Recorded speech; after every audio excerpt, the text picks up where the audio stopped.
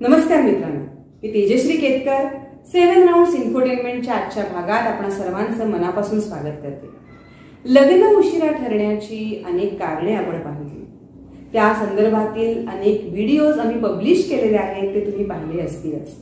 जर ते व्हिडिओज तुम्ही पाहिलेले नसतील तर त्याच्या लिंक्स डिस्क्रिप्शन बॉक्समध्ये दिलेले आहेत, त्या तुम्ही जरूर क्लिक करा, व्हिडिओज बघा आणि तुमच्या प्रतिक्रिया जरूर नोंदवा। लग्न उशिरा ठरण्याची कारणे ही अनेक आहेत। आजच्या व्हिडिओमध्ये आपण लग्न उशिरा ठरण्याचे अजून एक कारण पाहणार आहोत। ते कारण कोणते आहे आणि ते खरंच महत्त्वाचे आहे का असा प्रश्न ते ऐकल्यावर तुम्हाला पडेल, पण ते कारण खरंच खूप महत्त्वाचं आहे आणि त्याचा संबंध आपल्या मनाशी आहे। ते कारण कोणते आहे? ते कारण आहे नकार, म्हणजेच नकार पचवण्याची भीती। जर मी एखाद्या स्थळाला अप्रोच केलं किंवा एखाद्या स्थळाला मी स्वतःहून कॉल केला की मला तुमचं स्थळ आवडलेलं आहे आणि त्या स्थळाने मला नकार दिला तर मी काय करायचं? समोरच्यांच्या दृष्टिकोनातून तो निर्णय योग्यही असेल आणि त्या निर्णयाचा आपण आदर राखणं आवश्यक आहे, पण समोरच्या व्यक्तीने मला नकार दिलेला आहे म्हणजे माझ्यात काहीतरी वाईटच आहे किंवा मी योग्य स्थळ नाही हा विचार मनात आणणं योग्य नाही।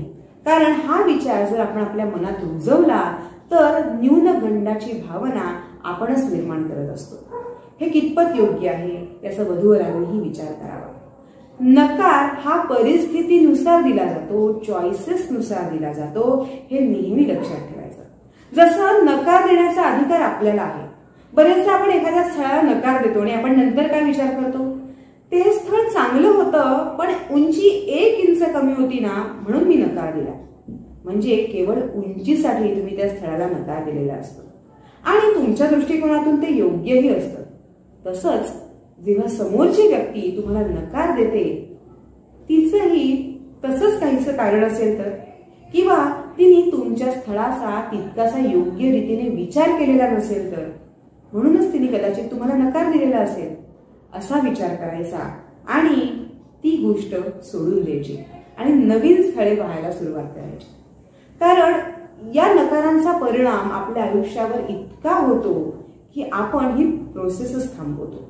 आणि बरेचदा लग्नांमध्ये हे असंच होतं, जेव्हा आपण लग्नासाठी स्थळ शोधत असतो आणि ही जी एक किचकट प्रक्रिया आहे वर किंवा वधू संशोधनाची, त्यात नकार पचवणं हे एक मोठी टास्क आहे आणि ती ज्या वधूवरांना किंवा कदाचित ज्या पालकांना जमत नाही त्यांच्या लग्नांना उशीर होतो। हा व्हिडिओ तुम्हाला कसा वाटला हे आम्हाला जरूर कळवा। आपलं चॅनल 7 राउंड्स इन्फोटेनमेंट जर तुम्ही सबस्क्राईब केलेलं नसेल तर ते जरूर सबस्क्राईब करा।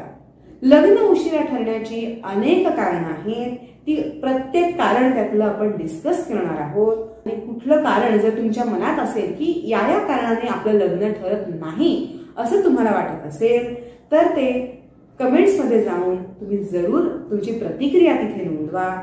त्या कारणावरही आपण जरूर डिस्कशन करू।